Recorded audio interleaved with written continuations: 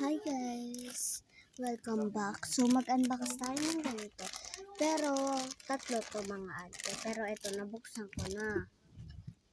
So hindi ko pa siya nakikita. Nakita ko na siya. So ito na lang.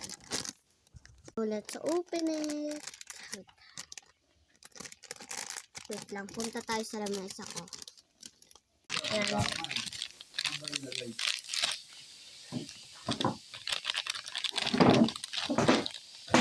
Saan mo nilagay? Ewan ko. Saan mo nilagay? Ewan ko. Hindi mo sasabihin kung saan mo nilagay. Diyan ko sa nilagay sa lamesa. Okay. Next is mabilis ang oras. Uy, tali. Oh! Part 2.